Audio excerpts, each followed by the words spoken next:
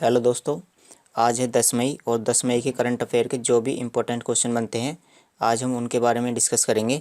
इसकी पीडीएफ आपको Telegram channel सीटी करंट अफेयर पर मिल जाएगी और ये वीडियो रोज़ाना सुबह 7 बजे आ जाती है, तो आप इसको सुबह के टाइम ही देख सकते हैं। तो चलिए पहला क्वेश्चन देखते हैं। विश्व थैलेसीमिया दिवस कब मनाया जाता है? तो ये जो थैलेसीमिया है इसका मतलब क्या है? थैलेसीमिया क्या है? थैलेसीमिया एक रक्त संबंधी बीमारी है। थैलेसीमिया एक रक्त संबंधी बीमारी है जिसमें मानव के रक्त में जो हीमोग्लोबिन होता है, हीमोग्लोबिन की मात्रा कम हो जाती है। और ये जो थैलेसीमिया है यह है एक आनुवांशिक बीमारी है, यानी यह माता पिता के द्वारा बच्चे में आ जाती है। तो विश्व थैलेसीमिया दिवस कब मनाया जाता है?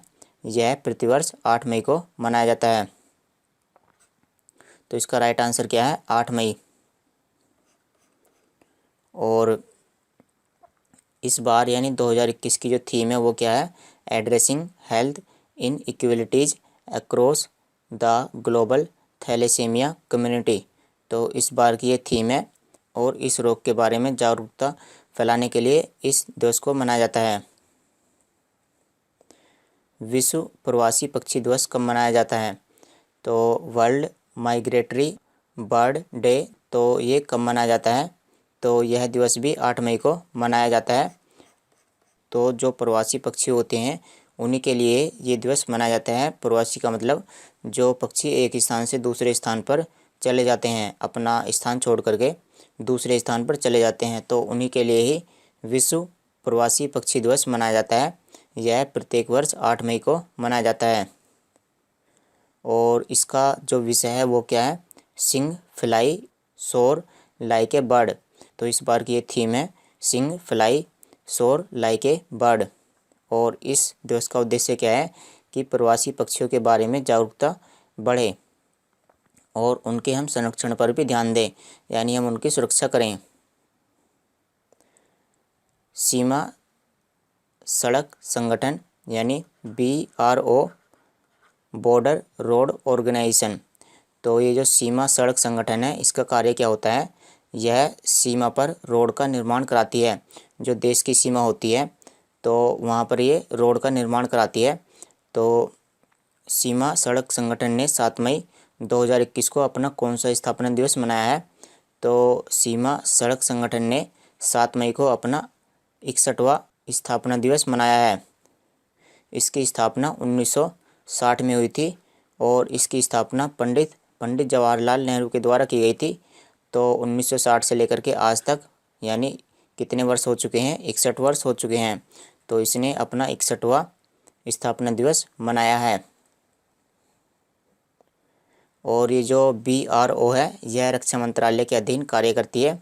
और ये जो BRO है यह पड़ोसी राज्यों में भी सड़कों का निर्माण कराती है। तो इसकी स्थापना 7 मई 1960 में हुई थी। इसका मुख्यालय कहाँ पर है? इसका मुख्यालय नई दिल्ली में है। और इसके वर्तमान डायरेक्टर कौन है? राजीव चौधरी। और इसके संस्थापक कौन थे? इसके संस्थापक थे जवाहरलाल नेहरू।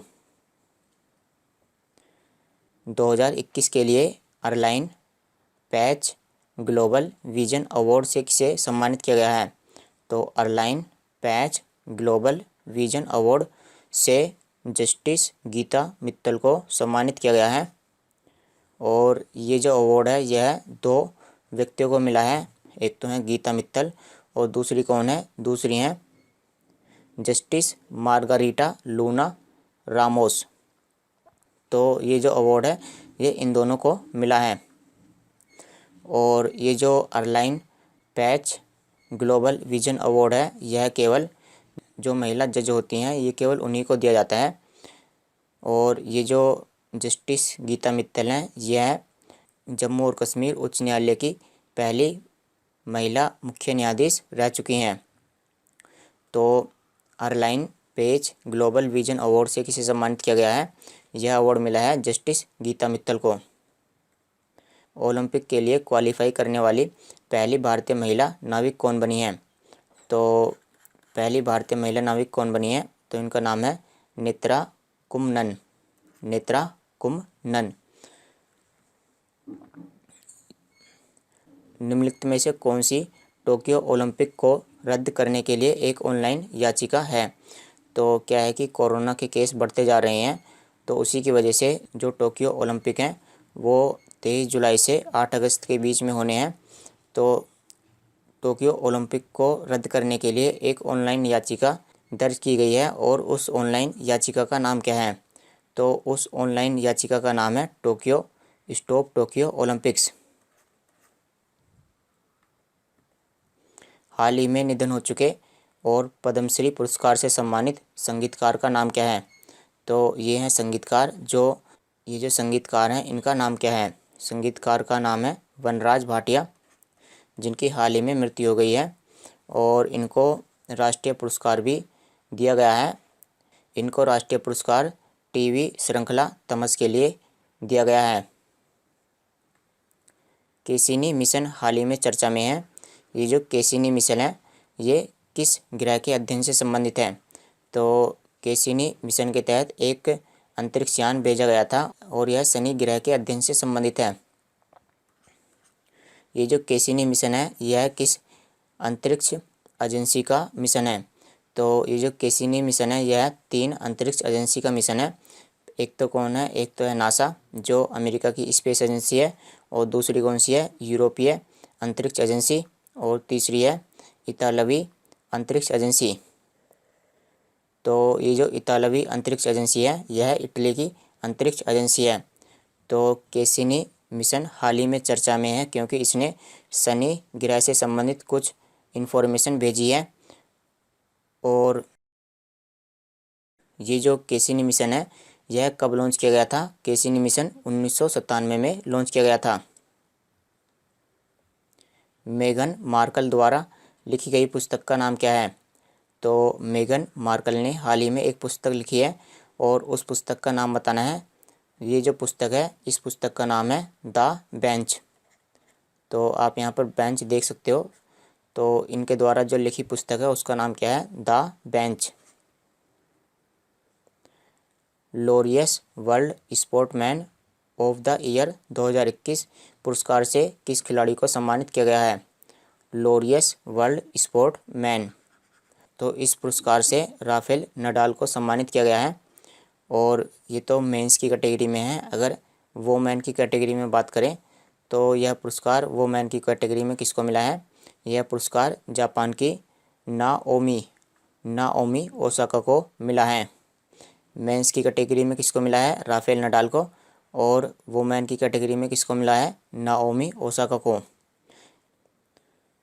इनमें से किस एजुकेशन बोर्ड ने हाल ही में मोबाइल ऐप दोस्त फॉर लाइफ लॉन्च किया है? तो दोस्त फॉर लाइफ ये जो मोबाइल ऐप है यह किस एजुकेशन बोर्ड के द्वारा लॉन्च किया गया है? तो यह CBSE बोर्ड के द्वारा लॉन्च किया गया है। CBSE central board of secondary education. तो ये जो ऐप है इसका कार्य क्या है? इस ऐप का कार्य जो विद्यार्थी होते हैं उनके तनाव को कम करना है, और यह ऐप 9वीं कक्षा से लेकर के 12वीं क्लास तक के बच्चों के लिए लॉन्च किया गया है। निम्न में से किसने हाल ही में दवाइयों और ऑक्सीजन की सप्लाई के लिए एक टास्क फोर्स का गठन किया है? तो दवाइयों की जो सप्लाई है वो अच्छी तरह से हो पाए, और जो ऑक्सीजन है वो भी मरीजों तक पहुंच पाए, तो किसने एक टास्क फोर्स का गठन किया है? तो हाल ही में सुप्रीम कोर्ट ने एक टास्क फोर्स का गठन किया है जिसमें 6 सदस्य होंगे।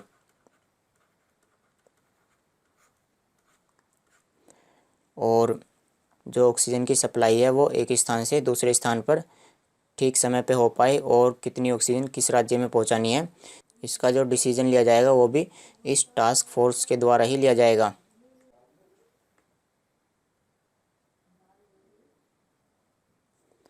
तो चलिए दोस्तों, आज की वीडियो में इतना ही। इसकी PDF आपको Telegram channel CT current affair पर मिल जाएगी। Thanks for watching the video. कल मिलते हैं आपसे।